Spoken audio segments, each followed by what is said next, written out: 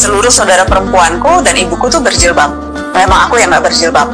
Itu ada satu analogi yang kerap Abi berikan ke aku untuk menjelaskan soal berbagai dalil agama. Allah tuh tidak akan bertanya 5 tambah 5 itu berapa, karena jawabannya pasti 1, 10. Tapi Allah itu bertanya 10 itu berapa tambah berapa ya? 10 itu bisa 9 tambah 1, betul. Bisa 8 tambah 2, betul. Bisa 3 tambah 7, bisa 6 tambah 4. Ada banyak cara untuk meraih ridho Allah.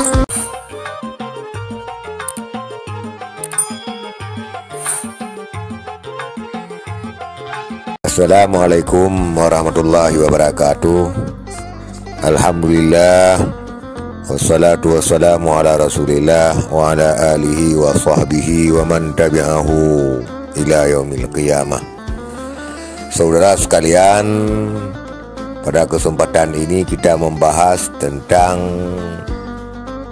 kontroversi jilbab Najwa Shihab, ataupun tepatnya Najwa Shihab dan kontroversi jilbab.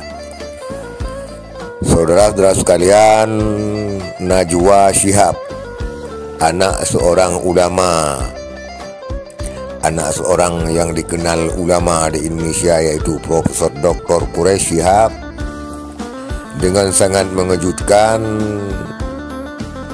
mengeluarkan statement tentang jilbab karena dia tidak memakai jilbab. Apa statementnya? Katanya jalan menuju ke surga itu bermacam-macam. Dia mengibaratkan seperti angka 10. Angka 10 itu tidak harus 5 tambah 5, bisa jadi 3 tambah 7, bisa jadi 1 tambah 9, dan bisa jadi 2 tambah 8. Itu pernyataan daripada Najwa Shihab.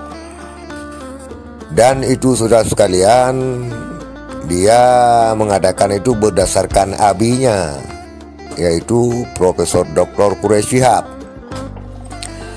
Saudara sekalian, Najwa Shihab adalah seorang public figure yang sangat terkenal dan anak seorang ulama, dikenal kepintarannya. Tetapi di sini sedikit menampakkan kekonyolannya. Saudara sekalian, kalaupun abinya Quraish Shihab mengatakan demikian, berarti anggap saja abinya juga sudah pikun ataupun sudah linglung karena sudah tua. Karena tidak satupun ulama di Indonesia, bahkan ulama di dunia, yang membolehkan wanita muslimah tidak menutup aurat ataupun tidak berjilbab atau berhijab. Saudara sekalian, karena tuntutan daripada memakai jilbab atau berhijab atau menutup aurat bagi perempuan adalah wajib, di mana yang namanya wajib itu mutlak harus dilaksanakan. Karena definisi daripada wajib, ma yusabu ala fi'lih wa yu'aqabu ala tarki. Arti daripada wajib itu barang yang diberi pahala apabila dikerjakan dan disiksa apabila ditinggalkan, saudara sekalian. Sedangkan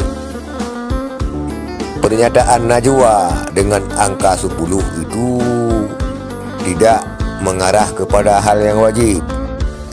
Artinya untuk sunat, dimana kalau kita tidak mengerjakan sunnah yang ini, bisa sunnah yang itu, tidak yang itu, bisa sunnah yang itu lagi.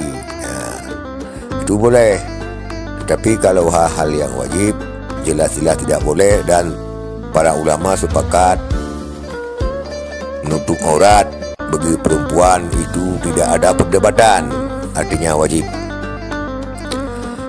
Kalau memang abinya mengatakan demikian, ia mengambil hikmah dari abinya atau ilmunya dari abinya, berarti abinya pun sudah pikun, walaupun dia sudah seorang ulama.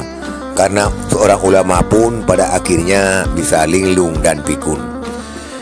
Saudara sekalian, seperti ungkapan daripada Ustadz Adi Hidayat, sebagaimana pernyataan dari Ustadz Hadi Hidayat yang videonya akan kita tampilkan. Saudara-saudara sekalian, setelah daripada segmen ini, maka sekali lagi apabila Najwa Shihab mengatakan demikian, maka sangat disayangkan pada orang yang memang sudah diakui kepintarannya dan public figure, tetapi menampakkan kekonyolannya. Saudara sekalian, dan dikhawatirkan dengan pernyataan Najwa Shihab akan mempengaruhi tatanan hidup wanita-wanita muslimah lainnya di Indonesia karena dia dianggap sebagai public figure. Sangat disayangkan. Sekian, terima kasih. Assalamualaikum warahmatullahi wabarakatuh.